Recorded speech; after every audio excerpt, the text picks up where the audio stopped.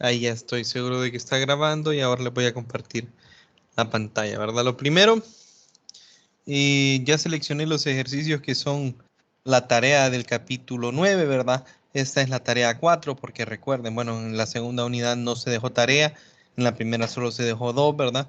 Entonces son solo ejercicios del capítulo 9. Ustedes pueden ver, bueno, aquí me lo descargó. Son estos, ¿verdad? 61, 10, 13, 22, 35, 49 y 84, ¿verdad?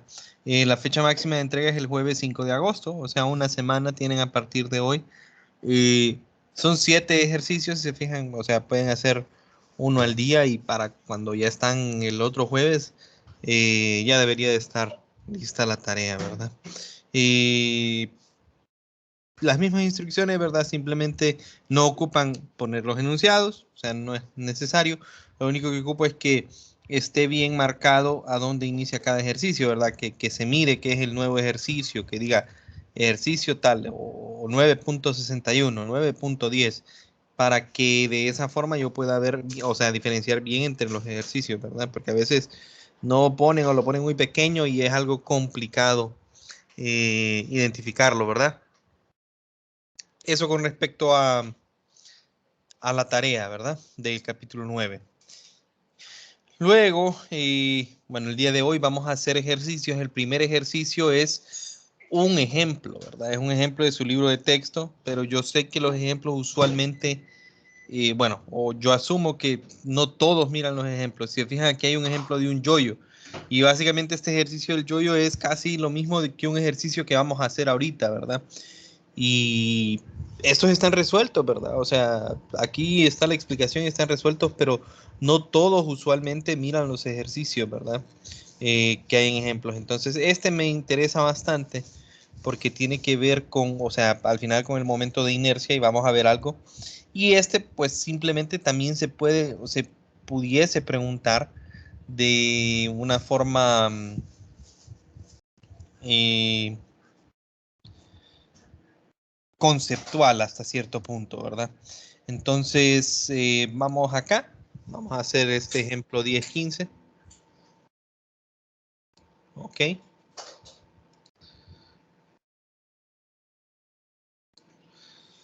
El ejemplo 10-15 dice carrera de cuerpos rodantes, ¿ok?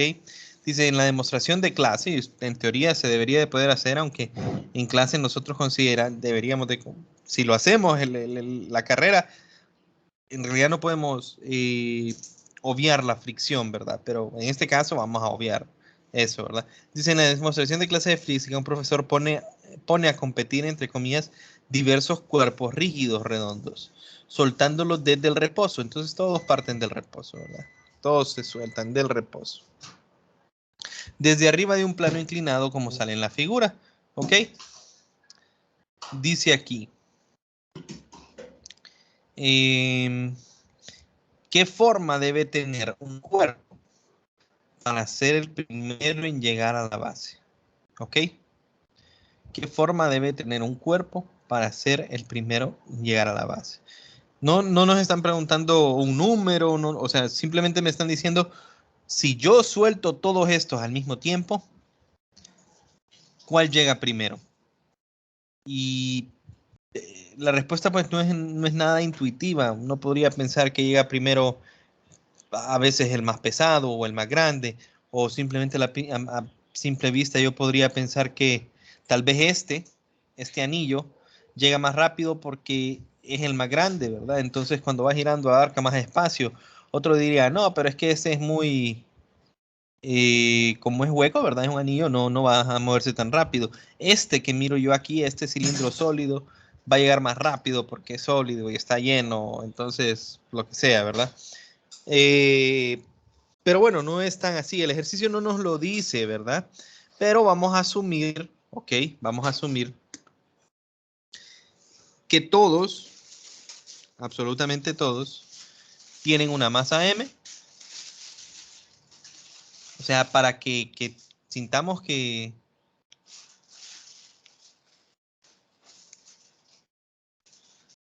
la competencia es justa, ¿verdad?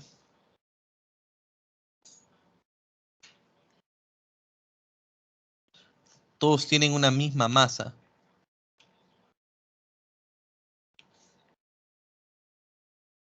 Y además de eso, podríamos asumir incluso que tienen el mismo radio. Ok, solo déjenme ver en el ejercicio. Lo hacen bien general, entonces asumamos que todos tienen un radio R, ¿verdad?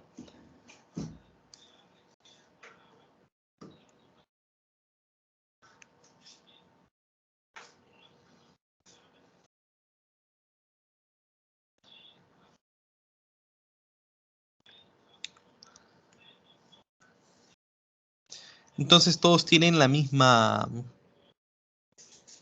si se fijan, las mismas dimensiones, ¿verdad?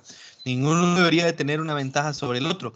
Además de eso, nosotros sabemos que todos parten del reposo, ¿verdad? Entonces yo sé que la velocidad del centro de masa de todos ellos es igual a 0. ¿Qué otra cosa sé? Todos van a partir del mismo punto, ¿verdad? Todos van a partir de una altura h.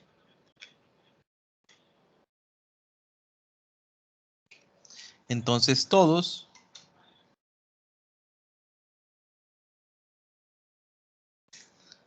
parten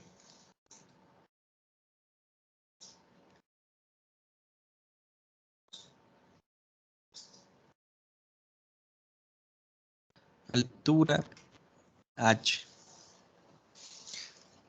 Con la información que tengo, ¿cómo sabría yo o cómo puedo determinar yo cuál es el que gana la carrera? Entonces, en teoría, ¿verdad? Si yo tuviese más datos, ¿ok? Si yo tuviese más datos y, digamos, a mí me den un valor de una masa y cosas así, pues podríamos hacer algo para encontrar cuánto es el tiempo que se tardan. Pero no tenemos, ahorita no tenemos suficientes datos, o sea, tenemos poquitos datos y de hecho el único dato, así como por decir así, importante son las condiciones iniciales, ¿no? Yo sé a qué altura empiezan y yo sé que parten del reposo. Entonces yo sé el estado inicial, que el estado inicial es cuando ellos van por acá, pero desconozco cuál es el estado final, ¿verdad? El estado 2, cuando ya bajaron todo esto. Lo único que sé es que cuando ya están en este punto, están en y igual a 0, digamos. Y igual a 0. Entonces, lo más fácil es partir de energía. ¿Ok? Partir de energía. Y ustedes se podrán preguntar, pero si yo parto de energía, ¿cómo sé cuál es el que llega primero? Entonces, fíjense bien, si todos parten del reposo y es una carrera, ¿verdad? O sea, todos parten al mismo tiempo, el que llega más rápido, obviamente, es el que tiene mayor velocidad aquí cuando va por la meta, ¿verdad? El que iba más rápido es el que va a llegar primero, correcto. El que iba con más velocidad, el que tenía mayor velocidad del centro de masa. Entonces, básicamente lo que nosotros vamos a hacer es calcular cuánto es la velocidad del centro de masa de esos objetos cuando llegan a la base. Y el que tenga la mayor velocidad es el que se iba moviendo más rápido, es el que iba ganando la carrera, correcto. Entonces, yo no lo voy a hacer exactamente como lo tiene el libro, sino que yo voy a partir y asumamos que este primer objeto que está aquí es la esfera sólida, ¿ok? Digamos que esta es la esfera hueca, este es un anillo, este es un cilindro sólido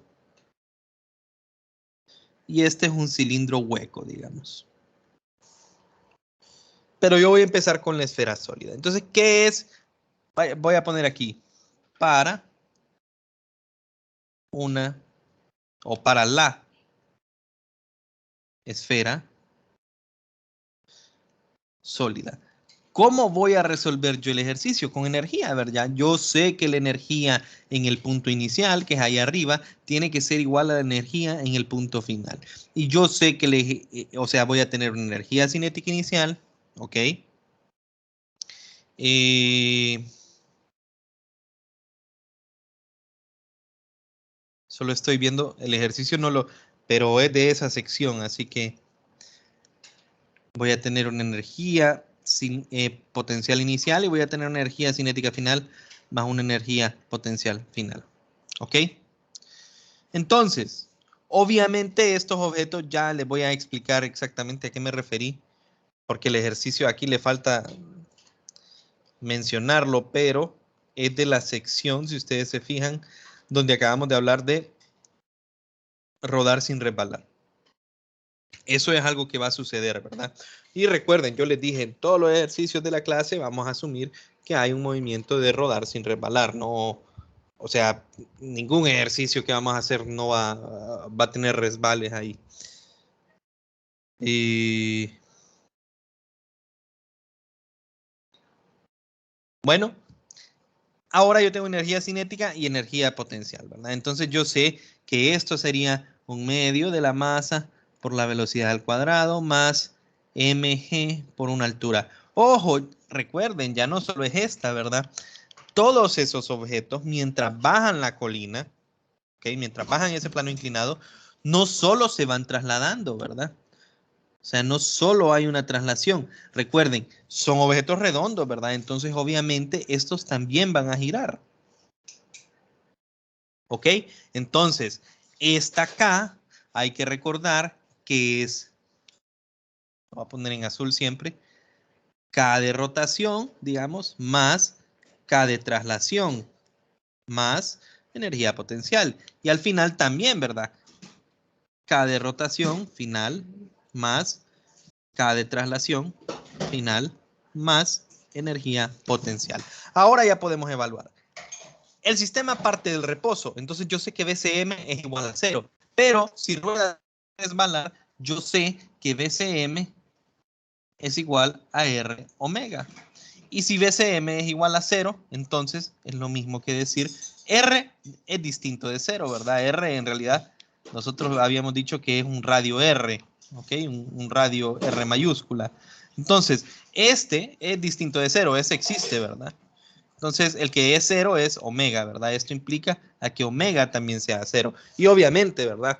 La pelota no está girando antes de empezar a moverse, ¿verdad? Sino que está en reposo, completamente en reposo. Entonces, las energías iniciales cinéticas, ambas son igual a 0. Ahora, la energía potencial va a ser igual a M, ¿ok? La masa, por G, por H. O sea, M por G por la altura, ¿ok? Ahora nos preguntamos cuántos son KR2 y KT2. Recuerden, esta era un medio de ¿quién? Del momento del centro, del momento de inercia alrededor del centro de masa por omega cuadrado. Y esta de acá es un medio de la masa por la velocidad del centro de masa al cuadrado, esta de acá, ¿verdad? Y U final sería M por G por la altura, pero termina en una altura igual a 0. Toda la energía que había potencial acá, cuando ya llegamos abajo, es igual a 0, ¿verdad? Toda se convirtió en energía cinética. Entonces, al final es un ejercicio de conservación de energía muy sencillo. Nos tenemos que preguntar cuánto es el momento de inercia, ¿ok? De la pelota. Entonces, tendríamos que ir a la tabla, ¿verdad? No la tengo a mano. ¿Cuánto es el momento de inercia de una esfera, muchachos? Bueno, lo tengo por acá. De una esfera. Bueno, hicimos un ejercicio. Vamos a ver acá. Es 2/5 de mr al cuadrado. Ese es el para la esfera, ¿verdad? Sólida. Entonces, ese momento de inercia es 2/5 de m por r al cuadrado. Ahora vamos a escribir esto, o sea, ya no así, ¿verdad? Sino como una igualdad normal, ¿verdad? Entonces, lo que nosotros tendríamos sería la masa por G por la altura es igual a ¿quién? A un medio del momento de inercia, ¿verdad? Que es ¿quién? 2/5 de m r cuadrado por omega. Pero a mí no me interesa qué tan rápido está girando. Lo que yo quiero saber es qué tan rápido se está trasladando cuando llega a la meta. Entonces vamos a usar esta igualdad. cuando llega a la meta, omega es igual a ¿cuánto? A BCM sobre R, ¿verdad? Yo aquí tengo omega cuadrado, pero eso es lo mismo que tener BCM sobre R al cuadrado. ¿Ok? Esto más 1/2 ¿de quién? De la masa por la velocidad del centro de masa al cuadrado. Fíjense bien, yo al inicio les dije de esta forma para que ustedes no vayan a decir, no, pero este es más masivo que el otro, entonces este va a ganar, digamos, si yo no les digo que tienen la misma masa y si yo no les digo que tienen el mismo radio, ustedes podrían empezar a argumentar eso. Ah, pero ¿qué pasa si la pelota es más masiva que el cilindro? ¿Qué pasa si el radio del anillo es muy grande en comparación al radio de la pelota? Entonces, fíjense bien qué tenemos acá. Voy a ponerlo en rojo. Aquí tengo r cuadrado, ¿verdad? Y aquí tengo r al cuadrado abajo. R cuadrado se cancela con r cuadrado. ¿A dónde más aparece r en esta expresión? En ningún lado. El tamaño del radio no va a importar o no va a determinar esta velocidad final. Ahora miremos qué pasa con la masa. Yo tengo m acá, tengo m en este coso y tengo m en este de acá. O sea, se fijan que los tres, no le tuve que haber dicho coso a ese primer elemento, sería lo que tuve que haber dicho, ¿verdad? Los tres tienen m, ¿verdad? Entonces, la m se puede cancelar también. ¿Se fijan? No va a depender de cuánto es la masa, ni va a depender de cuánto es el radio, esa velocidad final. Entonces yo quedo con la expresión, ok, me queda GH es igual a 1/2 y déjenme dejarlo, por los momentos lo voy a dejar así, 1/2, ¿verdad? Porque se fijan que el 1/2 aquí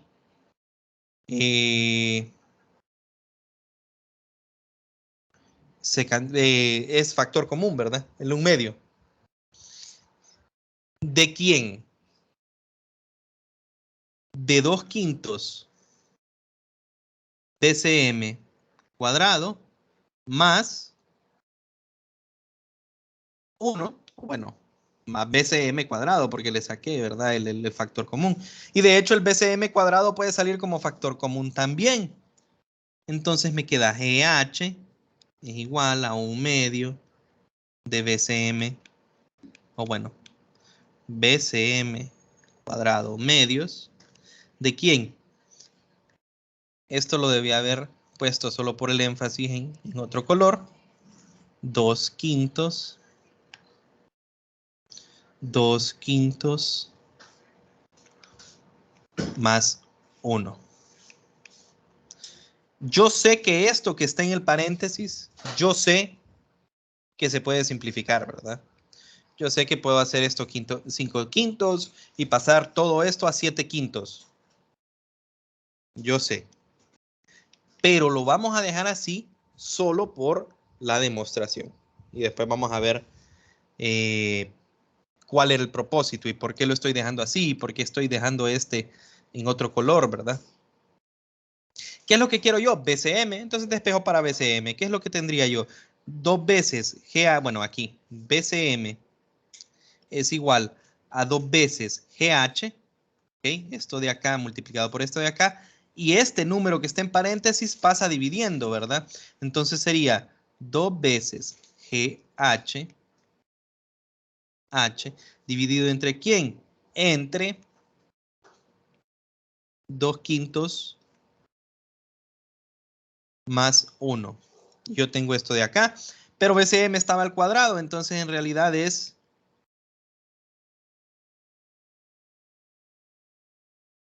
la raíz de todo esto. Y esta sería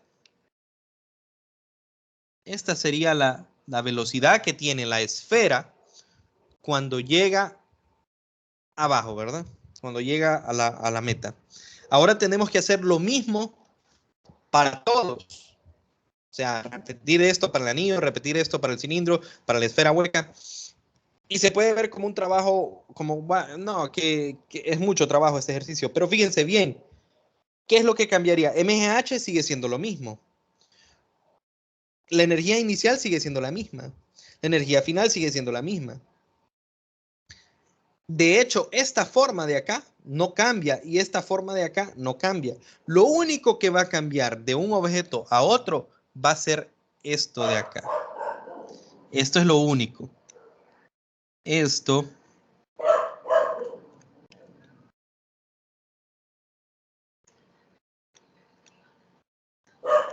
cambia de un objeto a otro. Ok, y si vamos de nuevo a la tabla, la voy a copiar y la voy a pegar acá.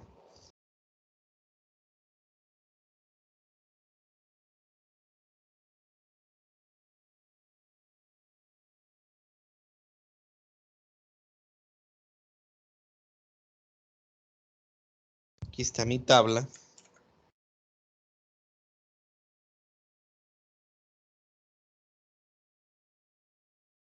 Si yo voy de vuelta a la tabla, ¿cuáles son los que están compitiendo en este caso?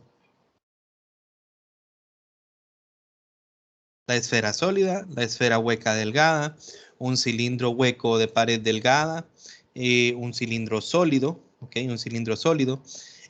Y la verdad es que el cilindro hueco de pared delgada es lo mismo que un anillo, ¿verdad? Entonces, si yo asumo, porque aquí no me dicen cuál es cuál, ¿verdad? Pero si yo asumo que este es un anillo delgado y que uno de estos es un cilindro hueco, ambos tienen el mismo momento de inercia. Entonces esas son las que están en la carrera, ¿verdad? Fíjense bien, todos tienen la misma forma. Un número multiplicado por mr cuadrado. Un número que no lo miramos porque es un 1, ¿verdad? No tiene sentido poner un 1 ahí. Por mr cuadrado. Un número mr cuadrado y un número mr cuadrado. Entonces esto de acá, ¿se fijan? Lo que yo dejé, ¿okay? Lo que yo dejé como rosado ahí es lo que es el numerito que acompaña a este, ¿verdad? Se fijan que para todas esas figuras que nosotros pusimos en la carrera, para todas estas de acá, entonces podemos decir que el momento de inercia alrededor del centro de masa es igual a ¿qué? A un número c multiplicado por mr cuadrado. Entonces lo que estaba aquí,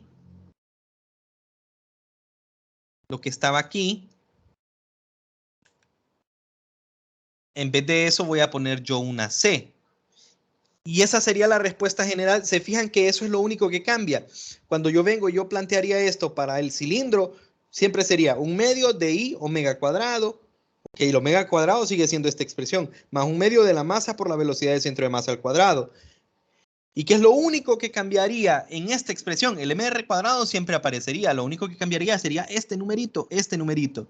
Entonces, en vez de eso, la expresión general para cualquiera de esas cuatro figuras sería poner un número C. Correcto.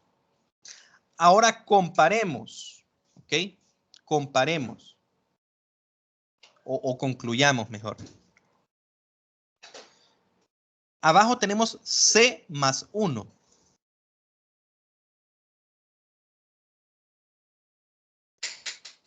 C más 1 aparece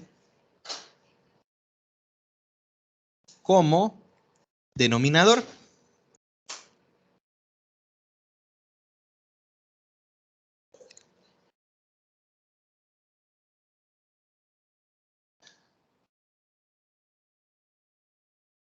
Para mayores, C. ¿Qué pasa en cuanto más alto es este número? Está dividiendo, ¿verdad? Entonces, más pequeño va a ser esto. Menor es BCM. Y para menores, C, en cuanto más pequeño sea C, yo voy a obtener un valor más grande de BCM, ¿correcto? ¿Se entendió eso, muchachos?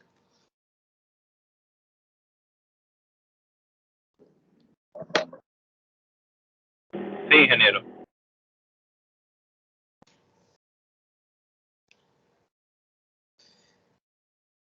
Entonces, lo que yo ocupo saber es quién gana la carrera, ¿verdad? Entonces concluyo, por lo tanto,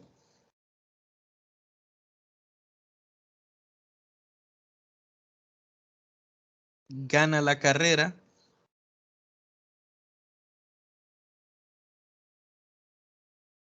el objeto con menor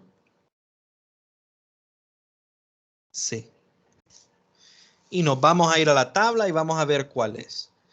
1/2, 1, 2/5 y 2/3. ¿Cuál es el menor? 2/5, ¿verdad? 2/5 es menos que 1/2 y 2/5 es menos que 1/3. Entonces 2/5 es el que gana. La esfera sólida gana. C igual 2/5. Y fíjense bien, entonces, ¿quién es el que ganó?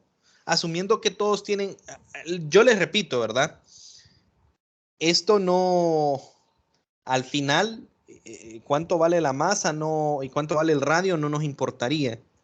Porque se fijan, cuando el BCM no depende ni de la masa ni del radio, solo depende de este número de acá. Pero al final, ¿qué tiene que ver eso de todos estos momentos de inercia, muchachos? Asumiendo que tienen la misma masa y el mismo radio, ¿cuál es el menor? El 2/5, ¿cierto? Porque todos son un número por mr cuadrado y el número menor es 2/5. ¿Y a qué equivalía el momento de inercia en rotación? Decíamos nosotros. Hasta cierto punto equivalía a masa, ¿verdad? O sea, es una comparación. ¿Y qué me decía la masa? ¿Qué tan difícil o qué tan fácil es acelerar un cuerpo? Siendo los cuerpos más masivos, más difíciles de acelerar, me cuesta más hacer que aceleren. Y en este caso, el movimiento de traslación está acoplado con el movimiento de rotación. ¿Ok? O sea, porque va rodando sin resbalarse. Por lo tanto, el que tiene menor momento de inercia va a ser el que más fácil es hacer que gire. Por lo tanto, el que más fácil hacemos que gire es la esfera sólida. Y como el giro está relacionado, ¿verdad? Con la traslación, están relacionados directamente, entonces el que es más fácil de rotar también se va a trasladar más rápido, y, o sea, el que tenía el menor momento de inercia, el que tenía 2/5, es el que se va a mover más rápido y el que gana la carrera. Y eso pues está en un ejemplo, pero se fijan que en el ejemplo ellos simplemente ponen esto, lo plantean así, de un solo lo plantean con la C, ¿ok? Con la C de acá. Después hay una, ellos evalúan la respuesta, ¿verdad? Se fijan, dice, para un valor dado de C, la rapidez BCM, una vez descendiendo una distancia h, no depende de la masa del cuerpo ni del radio. O sea, yo se los dije como, la masa es igual y el radio es igual, para que no haya argumentos. No, pero si uno es más pesado que el otro, el más pesado va a ganar, van a decir. Todos los cilindros sólidos uniformes tienen C igual a 1/2, sin importar su masa y su radio. Todos los valores de C nos indican, dice aquí, un cilindro hueco es C igual a 1. Los cuerpos con C pequeña siempre vencen a los cuerpos con C grande porque menos de su energía cinética se dedica a la rotación y más a la traslación, dice. Esa es una explicación un poco más a fondo, ¿verdad? Pero al final, el que tenía, o sea, se fijan que va relacionado con el momento de inercia, ¿verdad? Esa C siempre se relaciona al momento de inercia. ¿Ok? Y por eso en alguno de los ejercicios creo que me decían qué porcentaje de la energía total es rotación para que nosotros comparáramos cómo, o sea, dependiendo del momento de inercia, cómo se está distribuyendo la energía entre rotación y traslación. Bueno, vamos a hacer otro ejercicio, ¿verdad? Porque el otro es bien completo. Solo me quedan 23 minutos. Creo que solo voy a poder hacer este. Tal vez lo puedo terminar, si no, pues va a quedar simplemente planteado. Este es un poco más fácil, pero vamos a ver si lo hacemos el día de mañana. Entonces, vamos a hacer el día 17, ¿verdad? El anterior fue puramente, o se resuelve puramente con energías, bien, ¿se fijaron? Ahora, hay algo que no hemos trabajado y es la sumatoria, o sea, dinámica. O sea, energía es una cosa, dinámica es cuando hablamos de fuerzas. En este caso vamos a hablar de torque, ¿verdad? Entonces, este ejercicio, como les dije, salía en el capítulo pasado, ¿ok? Salía en el capítulo pasado, pero en el capítulo pasado se resolvía por energía. O sea, cuando en el capítulo pasado no habíamos visto torque, ¿verdad? Entonces en el capítulo pasado se tenía que resolver cuánto es la energía de este, cuánto es la energía de rotación de este y cuánto es la energía de este. ¿Se puede resolver por métodos energéticos? Sí. Pero ahorita, o bueno, no he leído el cuerpo. Dependiendo de cómo redactan eso, puede que se pueda resolver de esa forma, dependiendo de los datos que me dan. Pero antes también lo podíamos resolver de otra forma, ¿verdad? Cuando no considerábamos el movimiento de la polea, o bueno, el giro de la polea. Entonces vamos a leer qué es lo que dice esto ahora y cómo cambia, cómo resolvemos el ejercicio. Una caja de 12 kilogramos, dice que es la de arriba, descansa sobre una superficie horizontal sin fricción. Está unida a un peso de 5 kilogramos, que es el que está abajo, con un alambre delgado y ligero que pasa por una polea sin fricción. ¿Okay? Sin fricción. No hay fricción entre el alambre y la polea. Siempre nos van a decir esto, porque si existiera fricción, significa que habría la posibilidad de que el alambre se esté resbalando sobre la polea y no va a ser así. Vamos a considerar que el movimiento es perfecto, ¿verdad? Que todo está bien acoplado. La polea tiene forma de un disco sólido uniforme. ¿Para qué me dan la forma? Para que yo sepa calcular el momento de inercia. Tiene 2 kilogramos y un diámetro de 0.500 metros. Ojo siempre cuando me den esos datos. Me están dando diámetro, ¿verdad? Después de que el sistema se libera, ok, si me dicen se libera, significa que inicialmente lo tenían en reposo. Después de que el sistema se libera, calcule la tensión en el alambre en ambos lados. Ojo, ¿verdad? Dice en ambos lados de la polea. Ya vamos a ver por qué dicen en ambos lados de la polea. Antes, en el capítulo 1, nosotros decíamos que esta tensión que aparece acá es la misma tensión que aparece aquí. Ahora vamos a ver por qué no es así. Ojo, y aunque el ejercicio no me lo diga, bueno, me dice la aceleración de la caja, y aunque el ejercicio no me lo diga, después nosotros vamos a tener que asumir siempre estas fuerzas. Dice, componente horizontal y componente vertical de la fuerza que ejerce el eje sobre la polea. ¿Okay? El eje sobre la polea. Entonces esas fuerzas usualmente le llamamos, es una fuerza de reacción. Una reacción. Y vamos a ver por qué tienen que existir.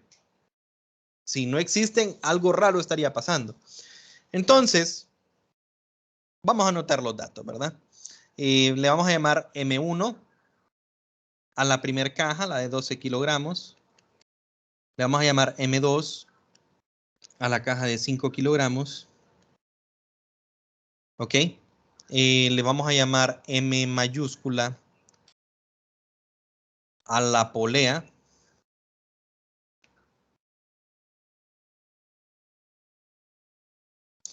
El diámetro que me dan es 0.500 metros.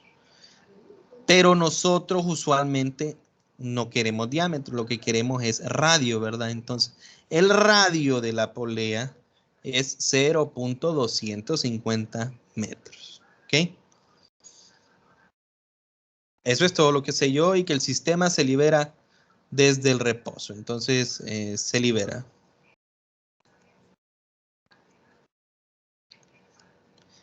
Esto básicamente no nos sirve de nada porque o sea, si se fijan, a nosotros nos serviría saber que se libera del reposo porque diríamos, la velocidad es igual a 0. Pero el ejercicio no me dice cuánto se está moviendo la caja, entonces yo no sé, o sea, no tengo una energía potencial inicial y final, ¿se fijan? Entonces yo no lo puedo resolver por energía, pero yo tengo las masas, y si tengo las masas, entonces tengo los pesos de estos objetos, que son fuerzas, y si tengo las fuerzas que hay en el sistema, entonces puedo resolverlo por dinámica. La única razón por la que me importa que se libera del reposo es que yo sepa que al inicio está en reposo el sistema. Y si yo lo suelto, ¿para dónde se va a mover el sistema, muchachos? Obviamente, esta caja va a descender, la polea va a girar en esta dirección y esta caja se va a mover hacia acá. Esa es la única razón por la cual a nosotros nos interesa que se libere, porque después ya sabemos, va a girar en esa dirección. Porque existiese un mundo en el cual a mí me dicen, no, el sistema se está moviendo inicialmente hacia la izquierda. Y un ejercicio diferente, entonces, ¿verdad? Si me dicen se libera, entonces, yo sé que por la naturaleza, como no hay fricción, entonces, bueno, se va a mover hacia la derecha. Y vamos a empezar a resolver. ¿Qué me piden a mí, muchachos? Me piden la tensión de la cuerda arriba, entonces le voy a llamar T1, ¿ok? Y la tensión de la cuerda aquí, le voy a llamar T2. Entonces voy a iniciar como iniciaba antes, ¿verdad? Vengo yo y tengo esta caja. Sobre esa caja no solo está actuando T1, correcto. No solo está actuando T1. Existen otras dos fuerzas, ¿verdad? ¿Cuáles fuerzas son? El peso de la caja y también está la normal, ¿ok? Que está actuando sobre la caja, N1. Entonces, yo sé que sobre la caja 1, sobre M1, existen N1 hacia arriba,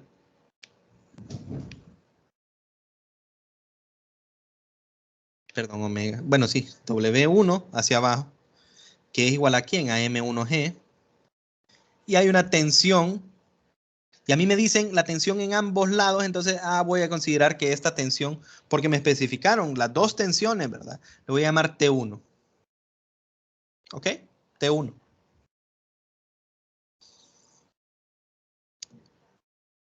¿Hacia dónde se mueve el sistema? Yo sé que el sistema se está moviendo hacia acá. ¿Ok? Hacia aquí aceleraría el sistema. Entonces, yo les recuerdo, ¿verdad? Que esta era mi recomendación. Poníamos positivo la dirección en la cual se mueve el sistema. No me importan las convenciones de la derecha positiva, la izquierda negativa. Yo voy a guiarme por la dirección a donde está acelerando el sistema o a donde se está moviendo, ¿verdad? Entonces voy a poner positivo acá, negativo acá, porque no se mueven Y. Hago lo mismo para la masa 2. Y sobre la masa 2, ¿qué fuerzas hay? Bueno, sobre la masa 2 yo sé que existe el peso de la caja, perdón, W2, y la tensión. Solo esas dos. Entonces yo tengo, ok, hacia abajo está actuando el peso 2, que es igual a M2G, y hacia arriba está actuando una tensión, pero esa tensión es una T2, diferente a la T1. ¿Hacia dónde se mueve el sistema? Yo sé que el sistema se está moviendo hacia abajo, por lo tanto, yo voy a poner positivo Y hacia abajo y negativo hacia arriba. Y en X no hay nada, así que da igual a dónde pongo el positivo y el negativo. Ahora, muchachos, si nosotros solo tuviésemos, o sea, estoy considerando que la tensión es diferente a ambos lados, ¿verdad? Si yo no considerara el movimiento de la polea, o sea, imagínense que esto no existe todavía, ¿verdad? Que lo estamos trabajando como en el capítulo 1 y a mí me dicen que la tensión es diferente a ambos lados de la polea. ¿Cómo resuelvo esto? ¿Cómo resuelvo para las tensiones? Yo puedo resolver para T2 acá. Bueno, de hecho, no puedo resolver. No puedo resolver para T2. porque cuando yo aplico la sumatoria de fuerzas en Y, me va a quedar T2 en términos de omega 2, bueno, de W2, perdón, y en términos de la aceleración. ¿Ok? Tengo dos incógnitas por los momentos. Entonces diría yo, pero ¿de dónde saco la aceleración? Y diría, bueno, voy a irme a la sumatoria de fuerzas en X. Se fijan que aquí solo hay una fuerza, T1, que es incógnita, y A, que es otra incógnita. O sea, para este punto, voy a subrayar yo, tendría una incógnita, dos incógnitas, tres incógnitas, y solo tengo tres ecuaciones, la sumatoria de fuerzas en X de esta, dos ecuaciones, perdón, sumatoria de fuerzas en X de esta y la sumatoria de fuerzas en Y de esta. Porque aquí sumatoria de fuerzas en X no me dice nada. Y aquí sumatoria de fuerzas en Y es igual a 0. Tampoco me dice nada. Solo encuentro cuánto es la normal y ya. Entonces yo tendría, para este punto, yo tendría tres incógnitas.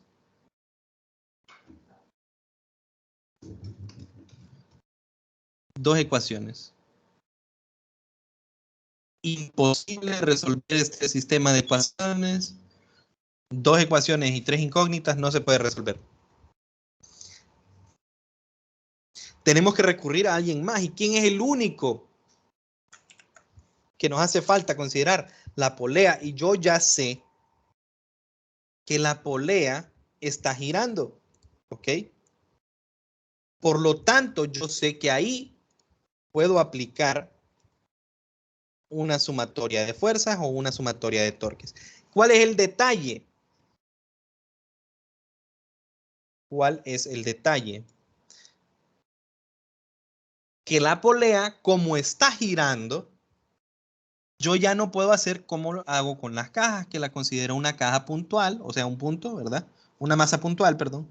Y asumo que de ahí salen las fuerzas, porque de la polea, ¿qué fuerzas existen? Ok, estaría la misma tensión 2, nada más que aquí abajo, ¿verdad? T2 hacia abajo. Y estaría la misma tensión 1, porque esta sigue siendo la misma, a este lado sigue siendo la misma cuerda, a ese lado, ¿verdad? ¿Y qué es lo que tendría yo si considero que es una masa puntual? Esto de acá. ¿Y cómo calculo los torques si yo estoy, o sea, se fijan, no puedo asumirla como una masa puntual? Así que tengo que dejar la forma que tiene la polea y tengo que dibujar ahora las fuerzas exactamente donde están. Antes de eso, simplemente voy a dejar planteadas aquí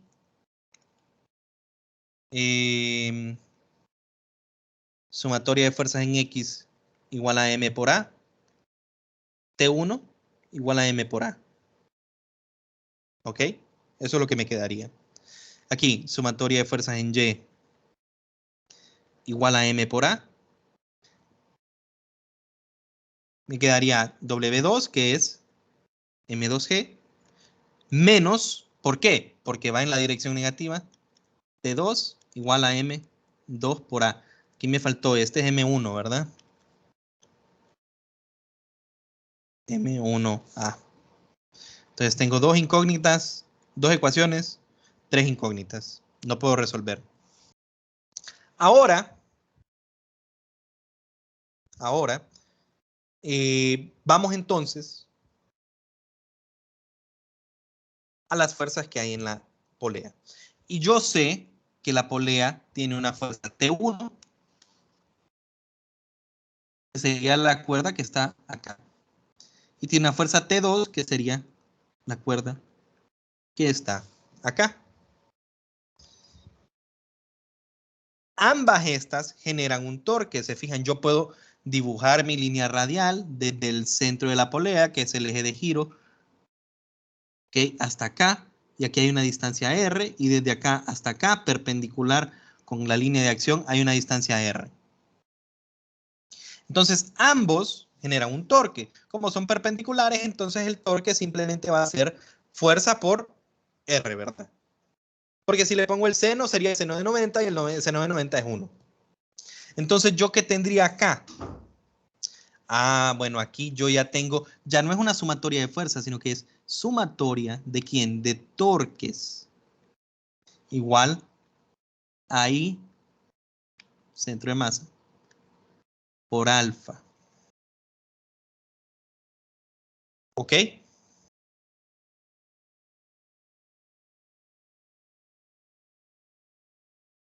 Ahorita lo estoy poniendo así, pero después vamos a discutir otra cosa importante, ¿verdad? Ok, ¿cuáles son los torques? Hay dos torques, el torque generado por T1 y el torque generado por T2.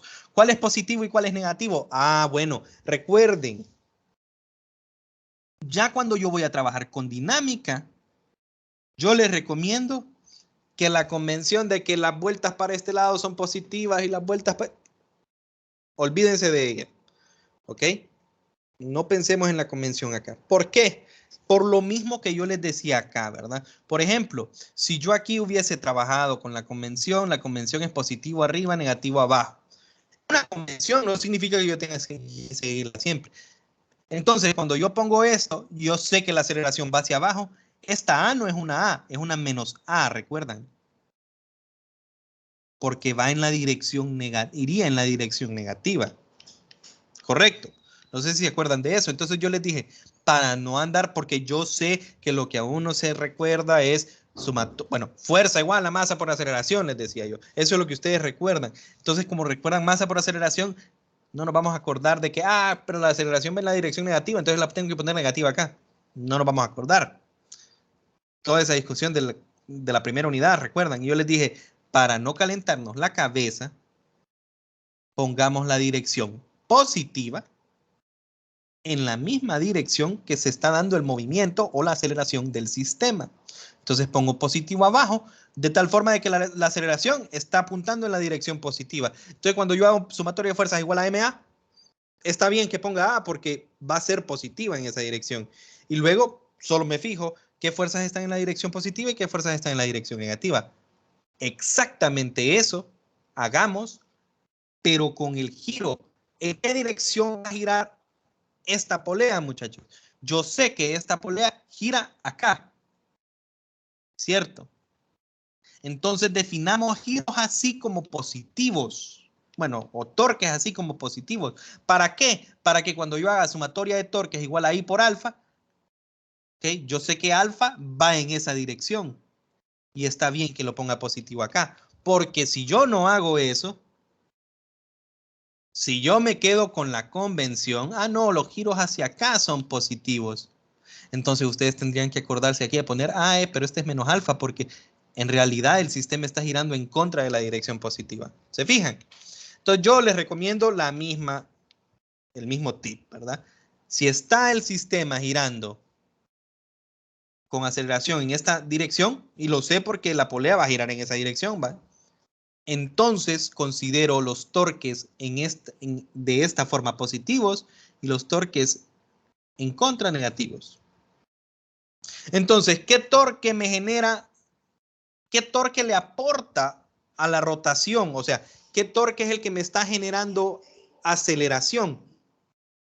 ¿Verdad? Este es el que está intentando jalar la rueda, la polea, de tal forma de que gire así. Ese generaría un torque que generaría un giro que va en la misma dirección de la aceleración, que es positivo. Entonces ese es el positivo de ahí, ¿verdad? Entonces, sumatoria de torques. ¿Cuál sería ese torque? T2 por R. Y T1 está evitando que la polea gire. Entonces sería menos T1 por R. Y eso sería igual a, y de centro de masa, que es igual a ¿quién? Un medio, perdón, ese no es un medio. No, sí es un medio, porque era un cilindro. Un medio mr cuadrado. Si no me equivoco, vamos a ver el ejercicio anterior. Cilindro sólido, un medio, ¿verdad?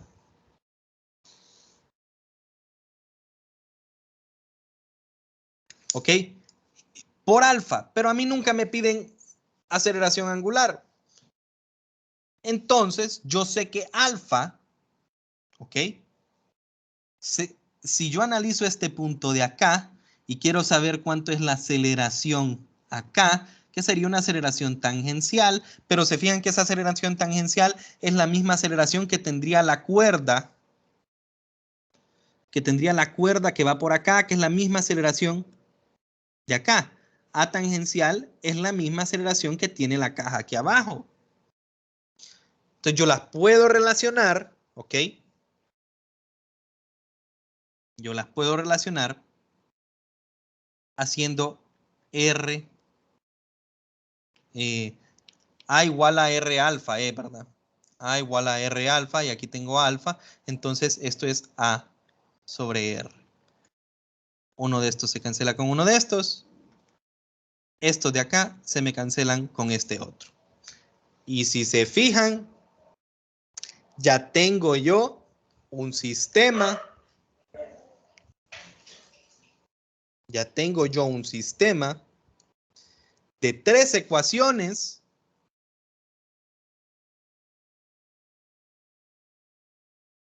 Uno, dos. La voy a escribir simplificada la otra ahí abajo. 2 sería T2 menos T1 igual a 1 medio de M por A y 3. Ya tengo yo un sistema de 3 ecuaciones, muchachos. ¿Y cuántas incógnitas? 1, 2 y 3. Esta es la misma, ¿verdad? Esta es la incógnita 2. Esta es la incógnita 3. Esta es la incógnita, le puse 1. Esta es la 2. Solo 3 incógnitas, 3 cosas que no conozco y 3 ecuaciones. O sea que este sistema yo lo puedo resolver de manera muy sencilla, ¿verdad? ¿Cómo lo resolverían? Como ustedes deseen, muchachos. Ya cómo resuelven su sistema de ecuaciones es, pues, como les repito, como ustedes deseen, ¿verdad? O sea, no hay una forma predilecta, ¿verdad? Yo sé que lo más común sería agarrar esto. Aquí tengo T1 igual a M1A, entonces lo sustituyo acá. Y luego despejar para T2 acá, ¿ok? Despejar para T2 acá y sustituirlo acá. Y aquí me quedaría una ecuación solo dependiendo, que depende de A y hacen el despeje. Ok, me queda, ya no queda mucho tiempo, entonces solo voy a especificarlo acá, ¿verdad? Resolver el sistema de 3 por 3 al gusto. O sea, sustitución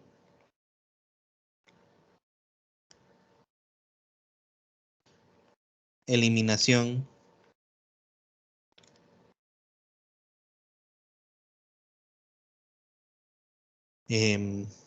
igualación,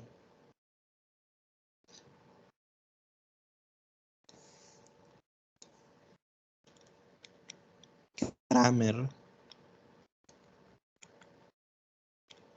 etc. Y ustedes llegan a una respuesta para T1 igual, T2 igual y A igual algo. No nos da tiempo ahorita en la clase de resolverlo, pero ya la resolución de eso es 110, ¿verdad? No, no deberían de tener problemas ustedes resolviendo un sistema de ecuaciones. En especial, yo ya les dije más o menos cuál sería la metodología común, ¿verdad? Agarrar, despejar para T2 y despejar para T1 y sustituirlos acá. De aquí obtienen A. Una vez que yo obtengo A, entonces puedo simplemente regresar a esta expresión y a esta expresión y encontrar T1 y T2. Nos falta un inciso, muchachos. Y es muy importante de aquí en adelante. Fíjense bien. O sea, con lo que hemos planteado, ¿verdad? No lo resolvimos, pero con lo que hemos planteado, llegamos a un sistema de 3 por 3 que ustedes deberían de poder resolver y con eso llegamos T1, T2 y A. Perfecto. Eso es el inciso A, la tensión en el alambre en ambos lados de la polea, y el inciso B, la aceleración de la caja.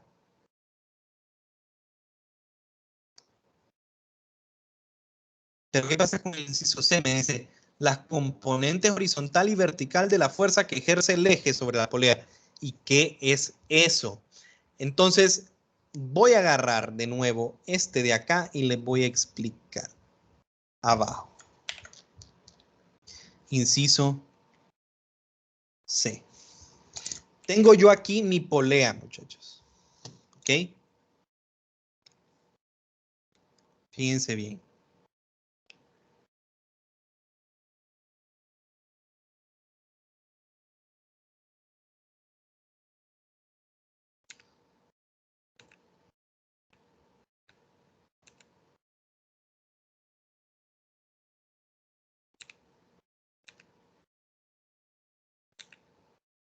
Yo aquí tengo mi polea y tengo las dos fuerzas que están actuando sobre la polea. Y las puse ahí porque estábamos trabajando con torque, ¿verdad? Y con torque a mí me interesa dónde se aplican las fuerzas. Pero pensemos solo en la polea. Solo en la polea.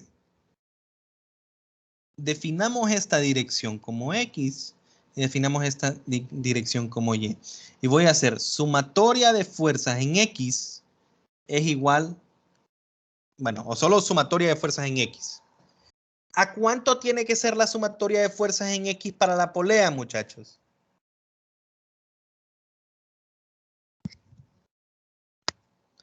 En otras palabras, cuando la polea está ahí, girando, se está trasladando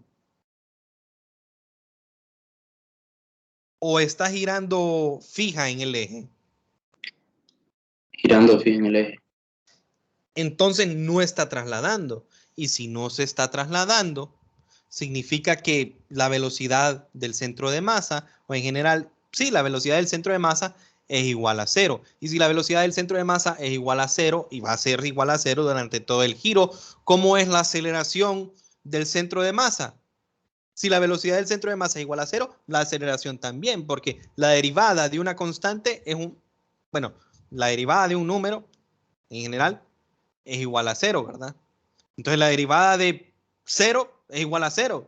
Entonces la aceleración de centro de masa es igual a 0. Lo que significa que yo aquí lo que plantearía en general sería ma de centro de masa en X. Pero la polea está en, o sea, la polea no se está trasladando, lo que significa que esto es igual a 0. La sumatoria de fuerzas tiene que ser igual a 0. Tiene que, porque el objeto no se está desplazando, lo que significa que la velocidad es igual a 0, o sea que la aceleración es igual a 0. ¿Cuántas fuerzas hay en X según lo que yo dibujé inicialmente? Solo una, se fijan. Entonces, si yo hago esto, esto me daría igual a cuánto. Pongamos positivo acá, negativo acá, da igual. Ahorita da igual. Si yo lo tengo así, yo tendría que menos T1 es igual a 0 o que T1 es igual a 0. ¿Es posible que la tensión sea igual a 0 para que el sistema se mueva así? Definitivamente que no es posible. A saber por qué los colores de esto cambiaron, pero lo voy a tener que dejar así. No es posible. Esto no, o sea,